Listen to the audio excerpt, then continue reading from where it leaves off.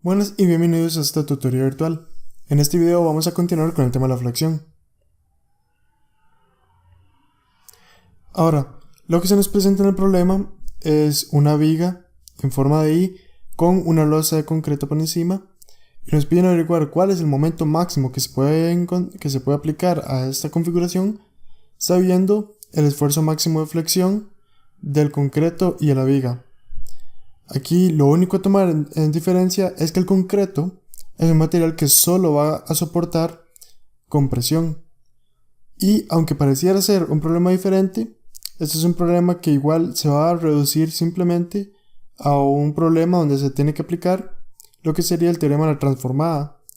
Lo que vamos a realizar es transformar el concreto en acero, por así decirlo, y luego calculando la altura en donde se encuentra el centro de inercia, vamos a notar si el acero va a tener una parte que va a estar en tensión o simplemente va a estar completamente en compresión. Para ello calculamos el N, transformando así el concreto en acero. Y posteriormente lo que vamos a realizar es calcular esta altura del centro de inercia total de todo mi sistema o de toda mi área transversal.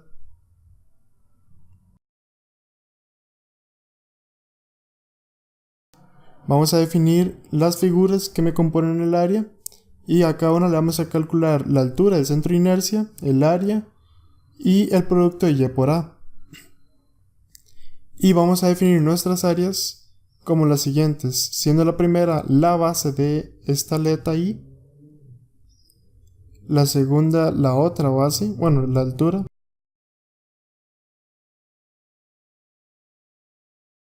y aquí simplemente voy a destacar que esta columna que he dejado como mi tercera figura ya no va a tener una altura de 400 milímetros, sino que va a tener una altura de 370 milímetros, que es restándole las alturas de mis dos aletas.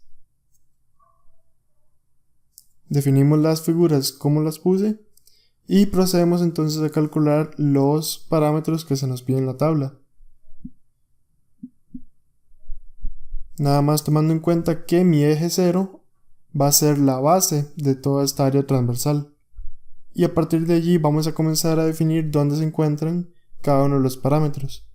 Nuevamente nada más trabajo con los valores numéricos, puesto que si todo está en las mismas unidades, el resultado no debería dar diferente a las unidades en las que lo he planteado.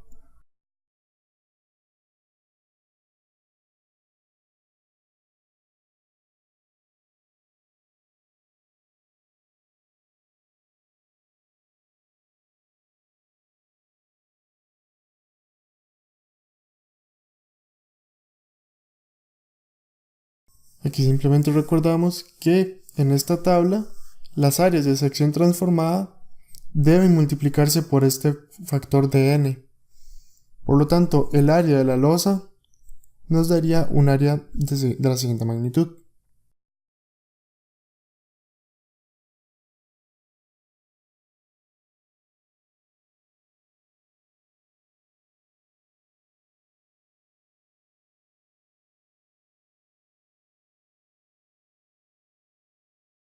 Terminamos de anotar los datos y una vez que hacemos la sumatoria de la columna de Y por A y la sumatoria de la columna A, procedemos a hacer la división para así encontrar dónde se encuentra el centro de inercia de todo este sistema, que nos da un valor de 329,94 milímetros.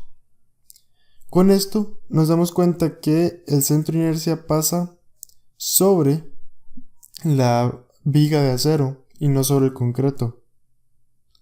Esto nos dice que el concreto se va a encontrar únicamente en compresión, debido a la dirección del momento. Aquí nada más voy a destacar rápidamente qué hubiese pasado si el centro de inercia total del sistema sí pasaba por el concreto, digamos a una altura como se muestra, que no está muy recta, pero no importa. La cuestión es que si el centro de inercia total hubiese pasado por el concreto, lo que está debajo de esa línea de referencia va a estar en tensión y por lo tanto al ser concreto no lo vamos a tomar en cuenta. Y en cambio la viga sí estaría sometida a tensión. Lo que se hace entonces es solo tomar en cuenta la parte que queda por encima de mi línea de referencia.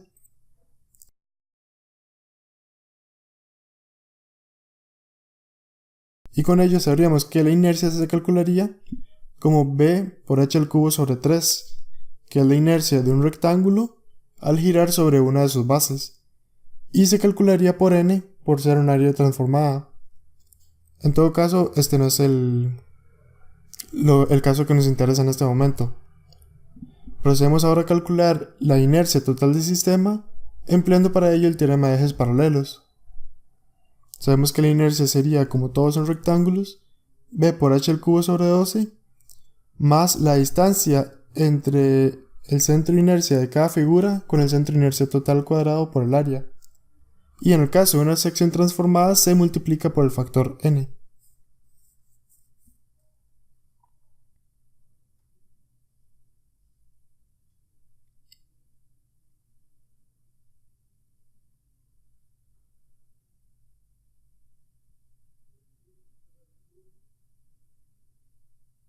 Con esto procedemos a despejar los valores de cada una de mis figuras en la fórmula de inercia.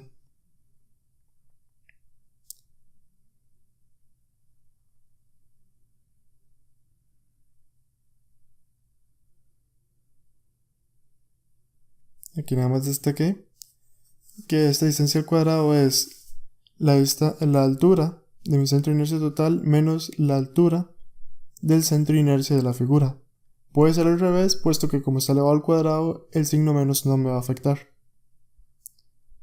Con esto calculamos cada una de las inercias y para ahorrar tiempo voy a anotar simplemente los resultados.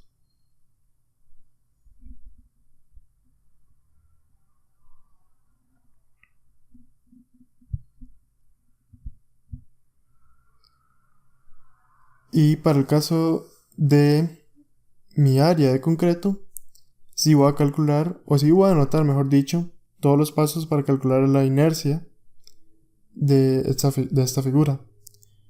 Nótense que para mi primera parte estoy multiplicando por n, el b por h al cubo sobre 12, y estoy empleando el área de sección transformada de la tabla, puesto que eso sería el área por el factor n.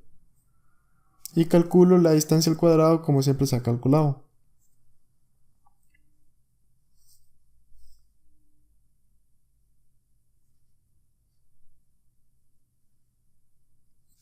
Una vez que tenemos todos los datos, simplemente procedemos a sumarlos para así tener la inercia total del sistema.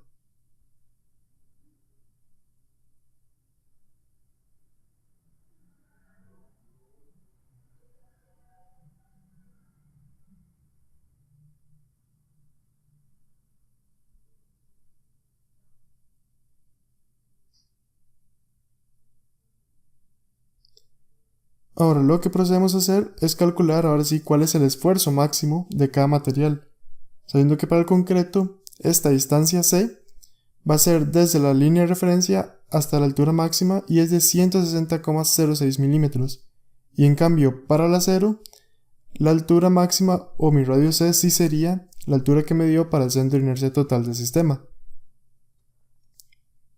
Para el concreto simplemente recordamos que mi esfuerzo máximo, que es de 10 megapascales, es igual a m por c sobre i total, y se debe multiplicar por el factor n para poder obtener el valor correcto.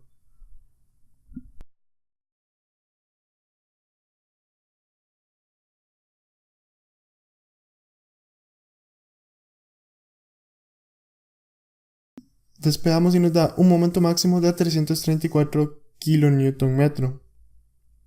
Y al realizar la misma operación con el acero, nos daría un momento máximo de 355 kN/m. Aquí es simplemente despejar fórmula, nada más aclaro, para el acero se utiliza la altura total del centro de inercia de la figura, puesto que es la distancia máxima, y no se multiplica por n. Con esto vemos que la respuesta sería un momento máximo de 334 kN/m.